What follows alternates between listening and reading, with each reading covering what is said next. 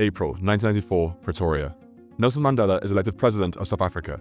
A freedom fighter who spent 27 years in prison, his election marks the end of white apartheid rule. It was a moment of hope, for a new beginning, for a new nation. But fast forward to the present, and that hope is gone. South Africa today is the most unequal country in the world. It has the second highest level of unemployment and among the highest murder rates globally. It's a country blessed with abundant natural resources, but where 67% of the population lives below the poverty line and basic infrastructure is falling apart. How did this happen? In this video, we tell the story of how the country went from national liberation to economic catastrophe, and ask how, if ever, it can turn this nightmare around. I'm Andrew for 2 in 20, and this is South Africa, the dream that didn't last. It's impossible to talk about South Africa today without using one word: apartheid. The system of white minority rule that ran from the 1940s all the way to the early 90s. It was a form of racial segregation that politically and economically subjugated the black African majority as well as other ethnic groups. Apartheid didn't just come out of nowhere though. It had its roots in the British colonial system that governed the country until 1931. As early as 1913, the British passed laws limiting where people could live and buy property, restricting black Africans, who made up 70% of the population, to only 7% of its land. But the system really took shape following the election of Prime Minister F.D. Mallan in 1948. A hardcore Afrikaner nationalist, his government introduced apartheid in its fullest, ugliest form. They classified citizens into a strict racial hierarchy, banned intermarriage, and segregated housing and employment opportunities by race. Black people had no voting rights, no political representation, and no economic opportunity. And from 1970, they didn't even have citizenship. This unsurprisingly created an incredibly unequal society. By the mid-1980s, the average life expectancy for black South Africans was only 58 years, versus 72 years for whites. In education, the government spent 88% less on black children than on white children. And in some sectors of the economy, such as manufacturing, black Africans earned 71% less than their white counterparts in the same industry. But a system that denied even the most basic rights to its own citizens couldn't last forever. So by the 1990s, amid fierce civil disobedience at home, led by groups like the ANC or African National Congress, and international sanctions from most Western countries, the situation became untenable.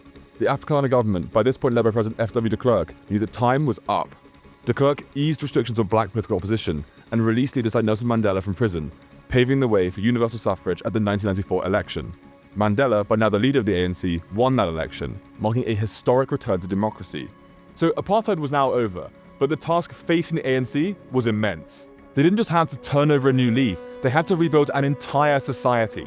And they failed, catastrophically. The ANC's whole purpose was to fix inequality. But get this, since the end of apartheid, the wealth share owned by the top 10% has actually increased, rising to a massive 90% by 2010. This insane stat puts South Africa far ahead of other crazily unequal countries like Russia and the US. In 2023, the average white household earned around $41,000. That is more than 80% above the average for a black household. And the list goes on and on. Unemployment has surged, and per capita real GDP is actually lower than it was 20 years ago. Put really simply, the ANC inherited the country scarred by decades of apartheid, but instead of fixing it, they ran it even further into the ground. And after more than 30 years in government, it is ordinary South Africans who are paying the price.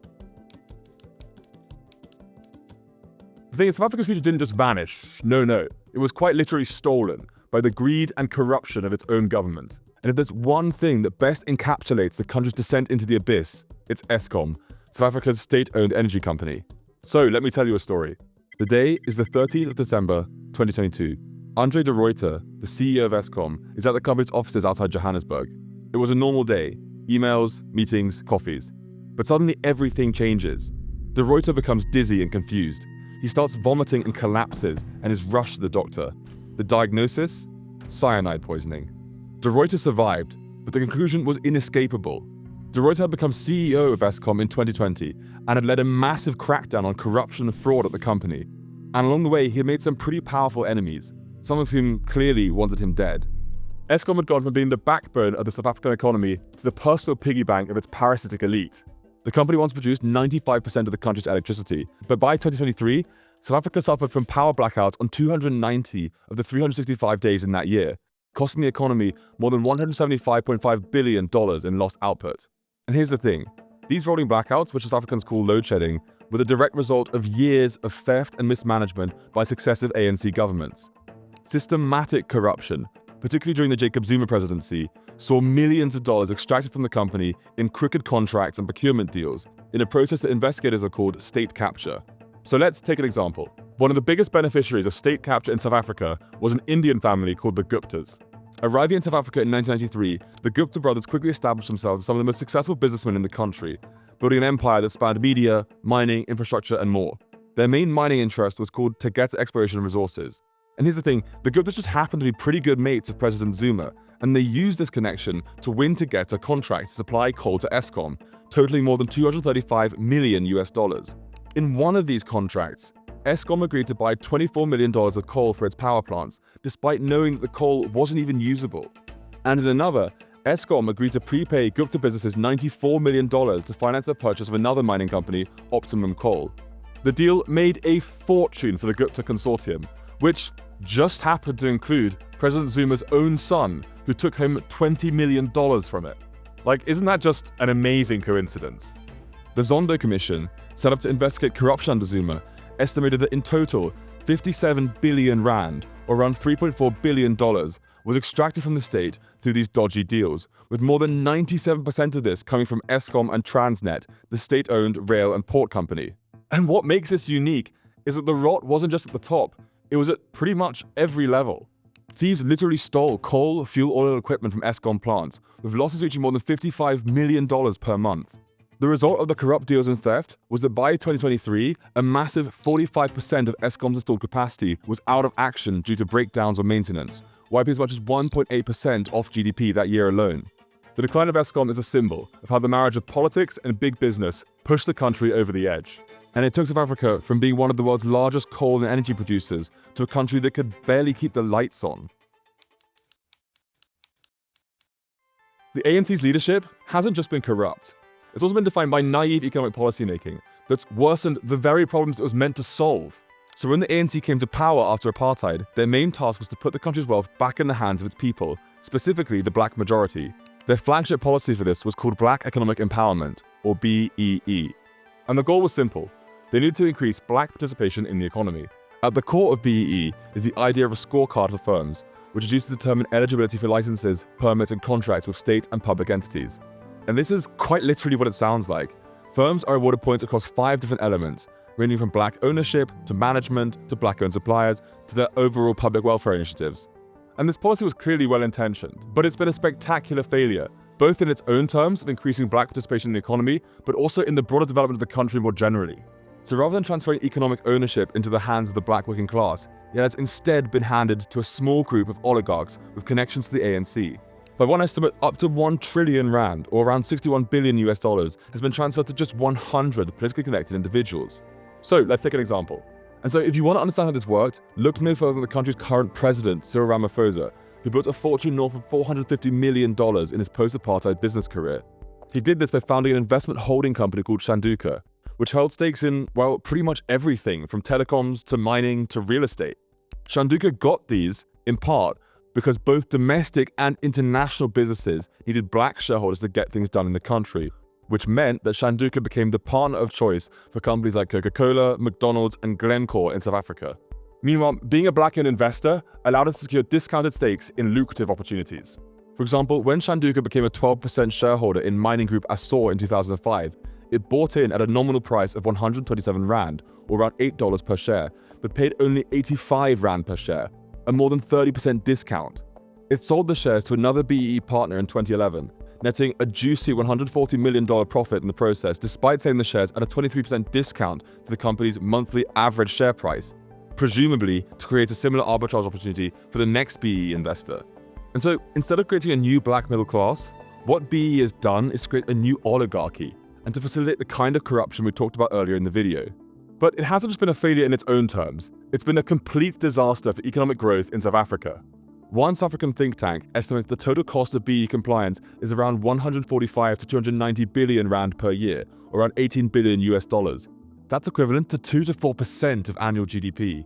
The need to comply with BEE imposes a huge burden on South African companies, both in terms of sheer paperwork and by forcing them to buy from black-owned suppliers who may not be the cheapest or most suitable. And because the compliance requirements are less stringent for smaller firms, that creates a massive disincentive for growth. A 2026 survey of South African firms reported that 35% reduced net employment as a result of BEE compliance, while 40% reduced new investment and 50% reported reduced reinvestment as a result. The overall impact of this is a collapse in the average number of employees per firm, as you can see in this chart, as well as overall investment in the South African economy. So to put it really simply, BEE was a nice idea, which has ultimately become a major economic distortion, crushing growth and deepening inequality. Okay, but let's be clear. BEE, it's not the only problem. It's actually just the most prominent of a set of market-unfriendly policies in the ANC that have held back the country's development. Take, for example, the ANC's 1995 Labour Rights Act. Intended to rebalance the injustices of the apartheid system, it gave employees and trade unions extensive rights around wage setting and job security. And it was great for workers, but terrible for firms. In the World Bank's now discontinued Global Competitiveness Report, South Africa ranked 124th out of 141 countries on flexibility of wage setting and 129th on hiring and firing practices. So whilst these laws are good for people who have jobs, they have suppressed overall job creation in the country, particularly for smaller businesses. And that means weak economic growth and rampant unemployment. And it's where the deep irony of the ANC's policy platform becomes clear. The ANC thought that if they prioritized financial redistribution, then economic growth would come as an inevitable result of that. But in reality, this focus on redistribution has crushed economic growth and employment in South Africa and harmed exactly the people that it was meant to help. South Africa is a tragic case of wasted potential. The country is blessed with extensive natural resources and a large, young population. But after years of mismanagement and corruption by its government, it has struggled to move on from its dark apartheid past. However, there's also a recent case for optimism. In the 2024 election, the ANC actually lost its 30-year parliamentary majority, forcing it into a coalition with several other parties. This new unity government has enacted structural reforms to try and turn the ship around. Chief amongst these is repairing the country's decaying energy and transport infrastructure, as well as reining in government borrowing. And these early steps are starting to bear fruit. In November last year, South Africa's sovereign credit rating was upgraded for the first time in 20 years. And in June, it posted its third consecutive fiscal surplus, beginning the process of bringing down its debt burden. Things are even getting better at long-suffering Eskom too.